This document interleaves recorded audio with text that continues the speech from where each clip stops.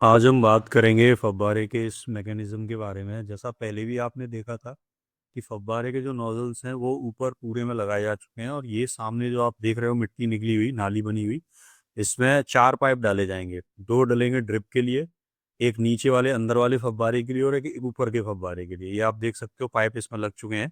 ये ड्रिप वाला पाइप है, ये लगेगा, इसमें से ड्रिप बाहर निकलेगी, मिट्टी में दबा दिया जाएगा। तो आप ये अलग अलग पाइप्स देख रहे हो, सारे पाइप यहीं डाले जाएंगे। आप देख सकते हो ऊपर की तरफ भी पाइप जा रहे हैं। तो ऊपर की तरफ जो जा रहे हैं इनमें से एक अंदर का फव्वारा, एक बाहर का फव्वारा। यहाँ आपको 4 जो है रेगुलेटर्स देख सकते हो, जिससे कि पानी के फ्लो को कंट्रोल किया जाएगा। ये और यहीं जो है इस नाली में से निकले हुए जो पाइप से देखिए दबा दिए गए हैं। अभी जो ये आपको बाहर दिख रहे हैं ना, ये ड्रिप के हैं जो बाहर खुले हुए हैं। बाकी जो ऊपर की तरफ पाइप जा रहे हैं वो ऑलरेडी कनेक्टेड हैं फव्वारे के लिए। ठंडा करना हो, टेम्परेचर ज़्यादा है, कभी ठंडा करना हो तो ऊपर का फव्वारा चला दीजिए, या अंदर का भी आप चला सकते हैं। डिपेंड करेगा कि आपकी फसल कैसी है। अंदर का जो फव्वारा है वो हर एक फसल के लिए आप अगर चलाओगे तो बीमारी बहुत ज़्यादा फैलेगी, नमी जल्दी बैठती है उसमें ना। तो ये ऊपर की तरफ भी गया है इसमें से एक पाइप, और एक पाइप अंदर की तरफ है।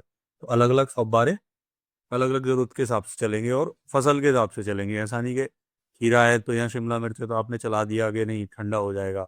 हो तो जाएगा ठंडा, बट बीमारी फैलती है उससे ना। फंगस बैठ जाता है, मच्छर बैठ जाता है, तो वो सारी समस्याओं से बचने के लिए अच्छा है कि ड्रिप का ही यूज़ किया जाए।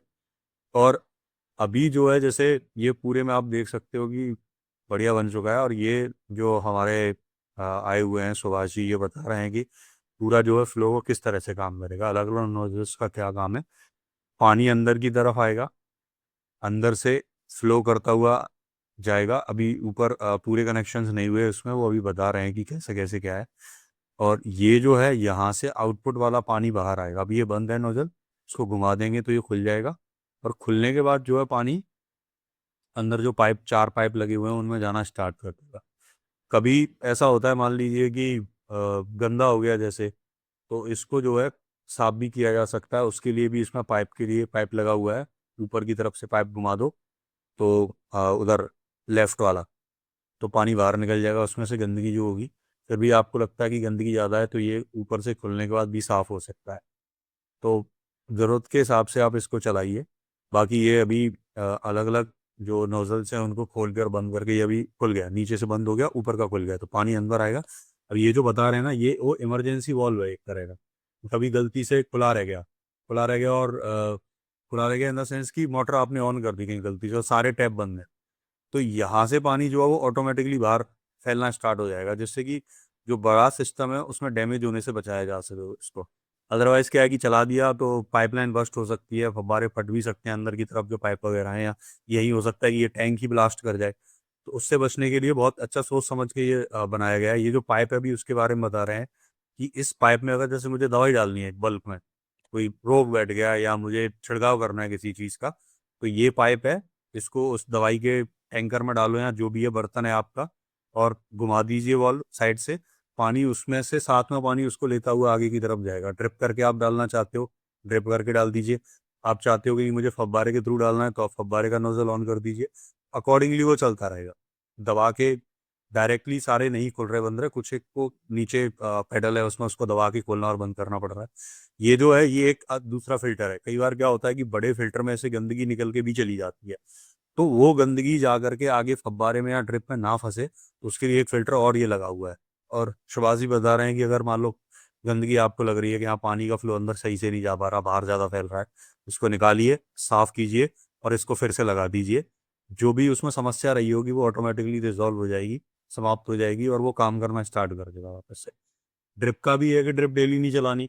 ड्रिप डेली चलाओगे आप सीलन बैठ जाएगी, फसल खराब हो जाएगी। तो ड्रिप आपको चलानी है ज़रूरत के हिसाब से। 5 दिन या 7 दिन के बाद आपको दिख रहा है कि हाँ अब मिट्टी जो पहले गीली थी अब वो कम गीली है, वो सूखने लग गई है, तो ड्रिप आप उस हिसाब से चलाओ। तो सुभाष जी जिधर की तरफ खड़े हुए हैं उधर दो के जो दो नल हैं या नोजल्स हैं, उनमें से सबसे बाहर वाला जो है उससे ऊपर का फव्वारा चलता है, बाहर का पॉली हाउस के बाहर का। सेकंड नंबर के से चलता है अंदर का फव्वारा। और जो बाकी के 2 बचे हुए हैं उनसे चलते हैं ड्रिप। जो तीसरे नंबर का है उससे ड्रिप चलेगी अंदर की, और चौथे नंबर का उससे ड्रिप चलेगी बाहर की, क्योंकि 2 पाइप लगे हुए हैं। 2 पाइप में अलग अलग ड्रिप का सिस्टम लगा हुआ है, उस हिसाब से चलेगा। और पानी की आपको समस्या नहीं है इसमें। 2 किलो आप 2 हॉर्स पावर की जो मोटर लगा दीजिए, बहुत अच्छे से पूरे में जो है पानी बढ़िया फैलेगा और ज़रूरत के हिसाब से आपका पानी चलता रहेगा। तो ये ध्यान रखना है आपको कि पानी एक्स्ट्रा नहीं चलाना। हाँ, प्रेशर का हो रहा है, इसमें घड़ियाँ लगी हुई हैं, 2 मीटर हैं। बाहर वाली जो दिखाई दे रही है आपको, उसमें जो प्रेशर है मीटर का, मीटर वो शो करेगा, 2 रीडिंग करेगा बेसिकली ना, 2 पॉइंट पर होगा। और जो अंदर वाला है वो 1.5। अगर इससे ज़्यादा होता है कहीं, मतलब मोटर ज़्यादा हैवी है या फिर कहीं ब्लॉकेज हो रहा है, तो घड़ियों को ऑब्जर्व मेज़र करते रहेंगे तो हमें ये समझ में आता रहेगा कि प्रेशर कितना घट रहा है या बढ़ रहा है, कितना नुकसान हो सकता है उसमें। तो प्रेशर अगर सही चल रहा है 2 और 1.5 पर, तो कोई प्रॉब्लम ही नहीं है, उसमें चलता रहेगा। आगे हम बात दिखाएँगे आपको कि किस तरह से ये जो है पूरा काम कर रहा है और ड्रिप कैसे पानी अंदर खेत में भेजा जा रहा है पौधों के लिए।